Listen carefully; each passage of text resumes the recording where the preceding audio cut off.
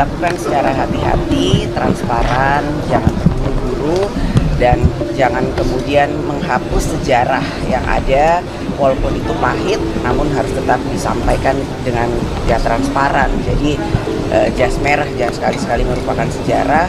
Kalau memang ingin diperbaiki, silakan. Tapi namanya sejarah, apakah itu pahit ataukah itu baik? Ya kalau memang diulang harus diulang dengan sebaik-baiknya. Sejarah ya tetap sejarah, jadi harus dikaji dengan baik dan harus dilakukan dengan hati-hati.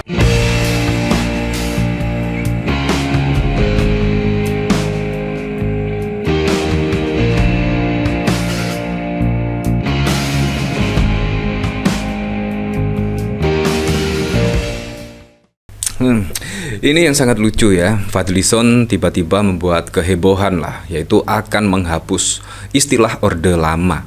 Nah, istilah Orde Lama ini identik dengan di kepemimpinan Pak Soekarno ya, pada tahun 45 hingga tahun 1966.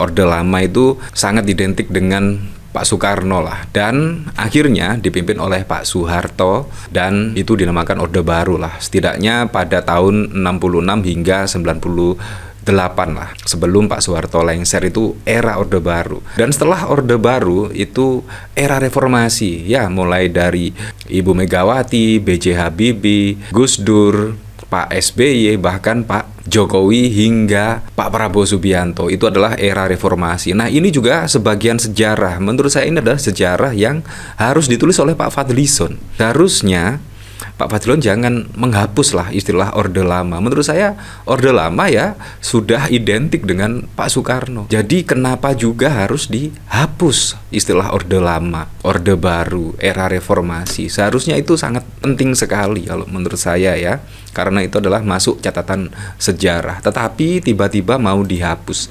Kan ini sangat lucu sekali. Penulisan ulang sejarah Indonesia, istilah Orde Lama akan dihapus. Kalau kita lihat istilah Orde Lama sendiri, pemerintahan Orde Lama tidak pernah menyebut dirinya Orde Lama. Ya, kalau Orde Baru memang menyebut itu adalah Orde Baru. Tapi pemerintahan itu apakah pemerintahan di masa periode itu menyebut dirinya Orde Lama? Kan tidak ada. Kita ingin juga tone-nya lebih positif.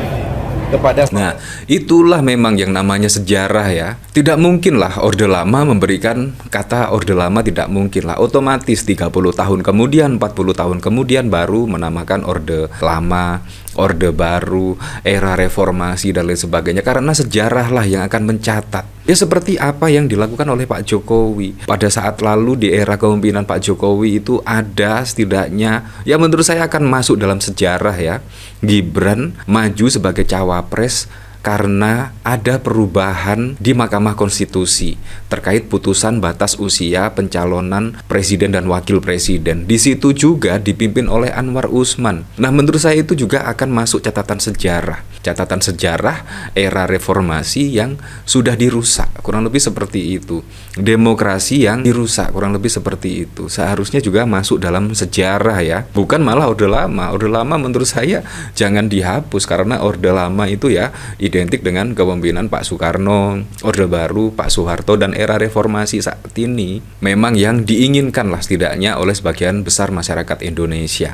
Nah, ini sangat lucu sekali. Seluruh pemimpin negara kita ya, kalau dicari kelemahan, kekurangan ya selalu ada ya. Apakah dari zaman Bung Karno, Pak Harto sampai Pak Jokowi, kalau mau dicari kekurangan pasti ada. Nggak ada yang sempurna gitu. Nah, makanya itu sejarah itu sangat penting sekali.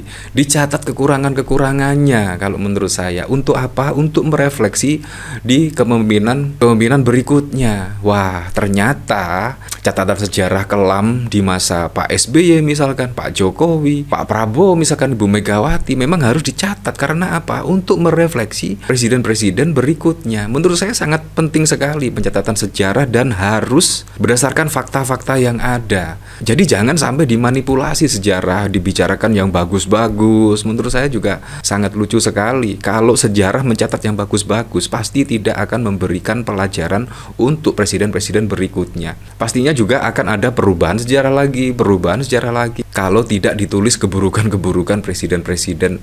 Ya, karena memang itu fakta dan menurut saya juga harus dicatat lah. Ya, seperti hilirisasi nikel misalkan, dan ternyata hilirisasi nikel kalau kita melihat warga-warga sekitar. Wah, bahkan juga banyak sekali konsekuensi penyakit dan lain sebagainya kalau kita melihat dari dalam. Itu juga harus masuk dalam catatan sejarah ya.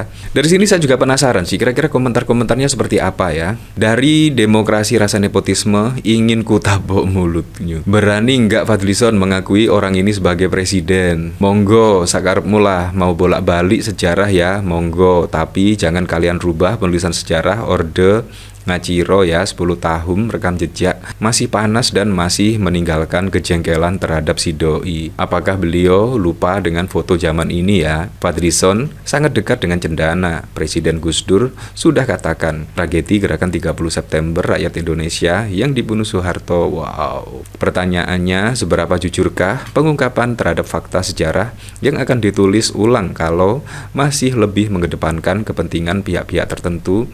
Itu sama saja malah akan menimbulkan masalah baru. Tolak sejarah tetap sejarah. Kalau ditulis ulang itu namanya mengarang cerita. Bahkan juga banyak yang tidak setuju. Bahkan Mbak Puan pun juga tidak setuju. Tolak rencana hapus istilah Orde Lama. Nah, pastinya kalau penulisan sejarah tidak sesuai dengan fakta-fakta yang ada, pastinya akan menyakiti orang-orang yang pernah mengalami sejarah Orde Lama, sejarah Orde Baru dan lain sebagainya. Kalau tidak berdasarkan fakta ya.